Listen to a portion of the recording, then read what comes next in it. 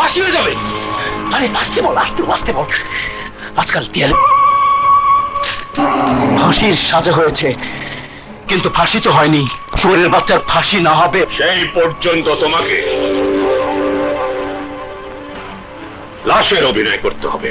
তুমি মরা মানুষ, আর মরা মানুষ এত বারে বারে উঠে আসা আমাদের জন্য অমঙ্গল। No problem. Doctor Abdul Quddus কিছুদিন আগে বিদেশ চলে গেছে।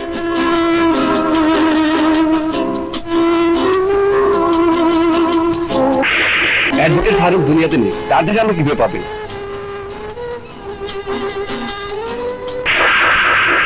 এই নামের লোক এখানে থাকে না। কোন প্রকার সাক্ষী প্রমাণ ছাড়া কিভাবে বিপ্লবকে নির্দোষ প্রমাণ করব? আমি প্রমাণ খোঁজার অনেক চেষ্টা করেছি। যারা আদালতে মিথ্যে সাক্ষী দিয়েছে, ওই সাক্ষী ডাক্তার, উকিল, কেউ বিদেশে চলে গেছে, কেউ মারা গেছে। আমি বুঝতে পারছি না জজ সাহেবা, এখন আমি কি করব? তবে আমার কাছে সবচেয়ে বড় প্রমাণ, বিপ্লব আমাকে ছুঁয়ে কসম খেয়েছে ও নির্দোষ। আমি ভালো করে জানি বিপ্লব নিজের জীবন বাঁচানোর জন্য আমার কাছে কখনো মিথ্যে কসম খাবে না। আপনি আপনার বিবেকের কাছে প্রশ্ন করুন, যদি ওর ফাঁসির পর প্রমাণ হয় ও নির্দোষ, তাহলে ওর ভালোবাসার মানুষের কাছে কি জবাব দেবেন? কে দায়ী হবে নির্দোষ আসামির মৃত্যুর জন্য? আপনি না আমি না এই আইন? বিপ্লবের জন্য মায়ের মতো এক ভাবি মৃত্যুর পথ বেছে নেবে, এক মাসুম বাচ্চা বাবা এবং চাচাকে হারাবে, এক মেয়ে তার স্বামীর সোহাগ হারাবে। ওকে বাঁচানোর কি কোনো রাস্তা নেই? রাস্তা আমাকে খুঁজে বের করতেই হবে। আপনার কথায় আমার ঘুমিয়ে থাকা বিশ্বাসকে জাগিয়ে তুলেছে। বিপ্লবের কেসের সাক্ষী প্রমাণ যদি খুঁজে না পাই, সেই ক্ষেত্রে প্রয়োজনে এই গণপ্রজাতন্ত্রী বাংলাদেশ সরকারের কাছে আমি আপিল করব। আপনি আপনার বিবেকের কাছে প্রশ্ন করুন, যদি ওর ফাঁসির পর প্রমাণ হয় ও নির্দোষ, তাহলে ভালোবাসার মানুষের কাছে কি জবাব দেবেন? কে দায়ী হবে নির্দোষ আসামির মৃত্যুর জন্য? আপনি না আমি না এই আইন?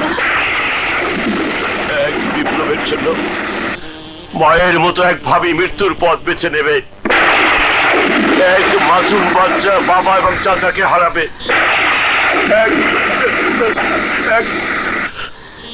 এক মেয়ে তার স্বামীর সোহাগ হারাবে। ওকে বাঁচানোর কি কোনো রাস্তা নেই?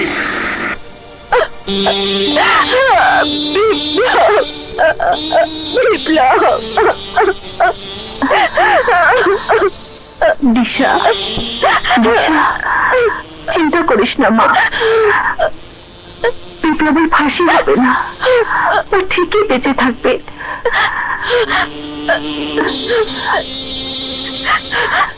হ্যাঁ মা, তুমি ঠিকই বলেছ, বিপ্লব বাঁচবে, আমার বিপ্লব বাঁচবে।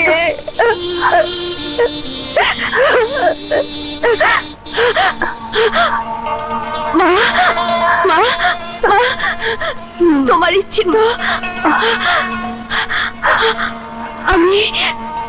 আমি ওকালতি করি। বিপ্লবের মামলা দিয়ে শুরু হবে আমার ওকালতি জীবন। মেট প্লিজ ইউর লর্ডশিপস। মিলর্ড, আমার আপিল আবেদনে সাড়া দিয়ে আপনারা আজ রাজা হত্যা মামলার পূর্ণ বিচারের জন্য রাজি হয়েছেন, সেজন্য আমি আপনাদেরকে আন্তরিকভাবে ধন্যবাদ জানাচ্ছি। মিলর্ড, আমরা সবাই অন্ধ আইনের শিকলে বাঁধা। আমরা সবাই জানি আইনের বই মানুষই লিখেছে মানুষের জন্য। আইনের বই যদি মানুষই লিখে থাকে, তাহলে কিছু মানুষের জন্য কিছু আইন পরিবর্তন হতে পারবে না কেন? মিলর্ড, ন্যায় বিচারের আসনে বসে আপনারা সত্য মিথ্যার ফয়সালা করে থাকেন শুধুমাত্র সাক্ষী প্রমাণের কারণে, কিন্তু এমন অনেক প্রমাণ আছে যা আপনাদের সামনে পেশ করা হয় না। মিলর্ড, বিচারক আসনে বসে সত্য মিথ্যার ফয়সালা চায় না, চাই সাক্ষী প্রমাণের ওজন।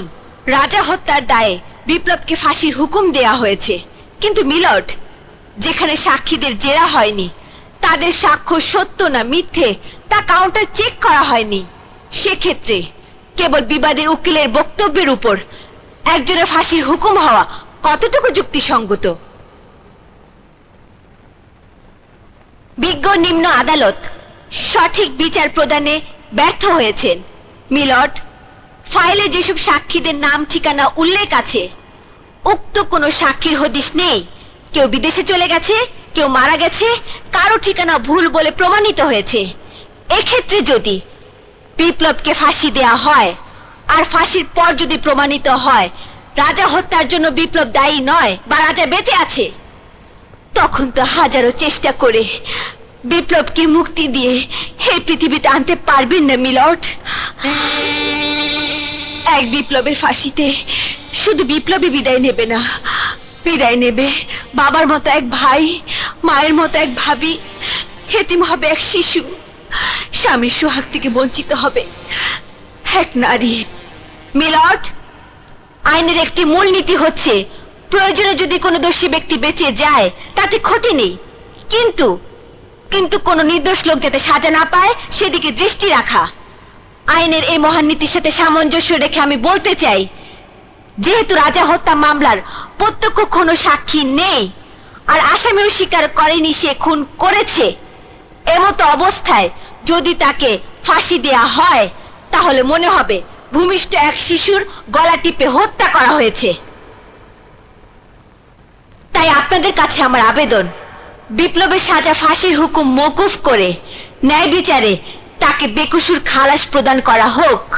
তাহাতে বিপ্লবকে নির্দোষ প্রমাণের একটা সুযোগ থাকবে আর বেঁচে যাবে কিছু নিষ্পাপ প্রাণ।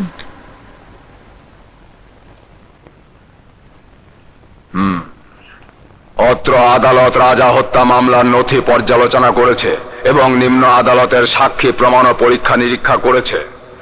রাজা হত্যা মামলার সাক্ষ্য অপর্যাপ্ত এবং পরস্পর বিরোধী বক্তব্য রয়েছে।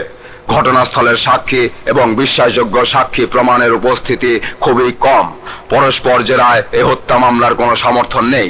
রাষ্ট্রপক্ষ এই হত্যা মামলা সন্দেহাতীতভাবে প্রমাণ করতে ব্যর্থ হওয়ায় অত্র আপিল আদালতের পুনঃবিচারে বিপ্লবকে ফাঁসির রায় পরিবর্তন করে যাবজ্জীবন সশ্রম কারাদণ্ডের আদেশ দিচ্ছে।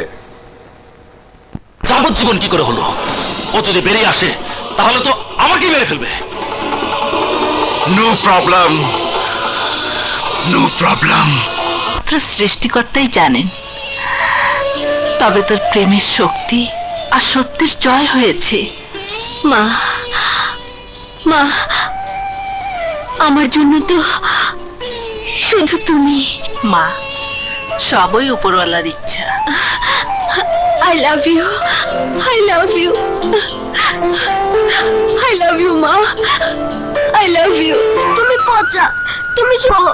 সকালবেলা চাচু রাতে আসবে, রাতে বলো সকালে আসবে। আমি চাচুকে চাই, চাচুকে ছাড়া আমি স্কুলে যাব না। আগে চাচুকে আনো, তারপরে স্কুলে যাব।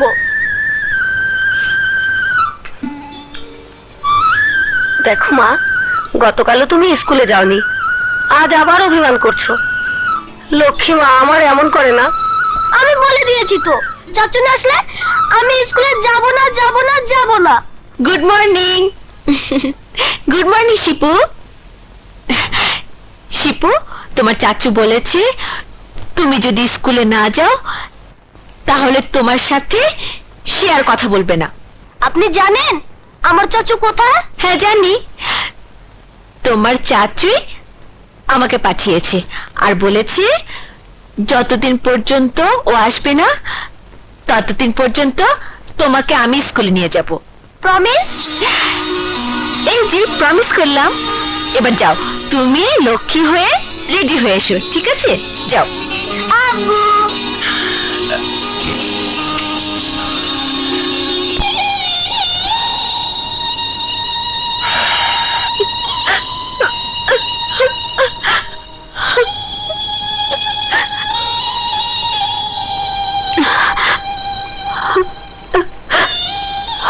দিশা, যে কর্তব্য তুমি এই বাড়ির বউ হয়ে করবে সেই কর্তব্য তুমি আগের থেকে শুরু করে দিয়েছো।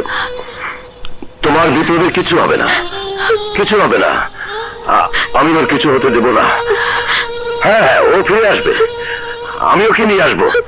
হ্যাঁ দিশা, আমি ওকে নিয়ে আসবো, আমি ওকে নিয়ে আসবো।